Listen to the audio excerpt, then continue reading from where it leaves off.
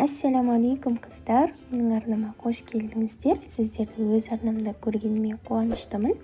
Бүгін сіздерге нарын мен ашыған, кішкене бұзылған қаймақтан дайындалатын, бірақ өте жақсы шығатын қарапайым пирогтың рецептісін ұсынғалы отырмын. Ең алдымен керекті етімізді ыдысымызға салып, үстінен су құйып, орташа отта бетін жауып қайнататын боламыз. Мен 2 адамға дайындайтын болғандықтан аз мөлшерде осылай қайнатып жатырмын. Менде үйде тоңазытқышта дайын тұрған нарынға арналған қамырлар бар болатын. Соларды шығарып қойдым.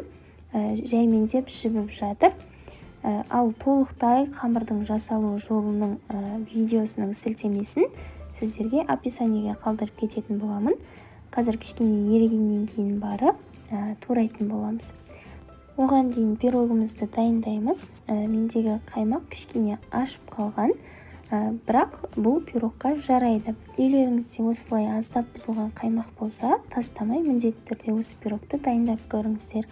Қаймақтың үстінен 3 дана жұмыртқамызды салып, венчикпен араластырамыз. Қантымызды саламыз. Тағы да жақсылап қант ерігенше араластырамыз. Сұйық майымызды құйып, тағы да жақсылап араластырып аламыз. Соңынан електен өткізілген ұнымызды және де разрыхлителімізді қосамыз. Міндетті түрде електен өткізіп қосыңыздар, сонда пирогтарыңыз көтеріліп жақсы пісетін болады. Іртіктерін қалдырмай, бұны да жақсылап араластырамыз. Өз қалауларыңыз бойынша жаңғақ, мак немесе шоколад үгіндісін қосып жіберсеңіздер болады. Бізде көріп тұрғандарыңыздай осындай қоймалжың масса жуу керек. Менде форманың диаметрі 24 см, негізінен 22-ге пісірсеңіздер биіктеу болып шығады. Астына фольга қағазын төседім. Енді үстінен жаңағы қоймалжың массамызды құямыз. Аздап осылай қолымызбен сілкіп тегістеп, 180 градуста қызып тұрған пеште 25-30 минуттай пісіріп алатын боламыз. Мінекей қыздар, біздің қамырымыз еріп, әп-әдемі болып шықты. Осылай жіп-жіңішке етіп турап аламыз.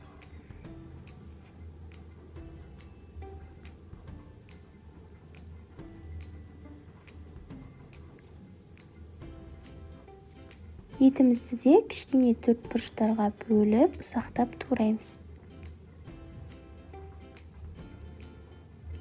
Турап алған етімізді қамырымыздың үстінен салып, жақсылап араластырып аламыз. Негізінен қолмен араластырғандарыңыз дұрыс. Енді кесемізге дайын қамырымызды саламыз. Үстінен қайнап тұрған ыстық сорпамызды құямыз.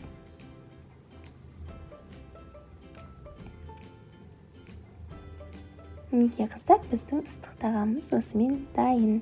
Жақсы пісіп шыққан пирогымызды да толықтай суытып бар формасынан кесеміз. Көріп тұрғандарыңыздай қызарып, әдемі болып пісіп шығатын болады. Ортасы да көріп тұрғандарыңыздай көтерілмей, шикі болып қалмайды. Әдемелеп тәрелкемізге орналастырып аламыз. Мінекей қыздар, біздің ауызашардың 16-шы күніне арнап дайындаған дастарханымыздың тағамдары дайын. Міндетті түрде жасап көріңіздер, ас болсын.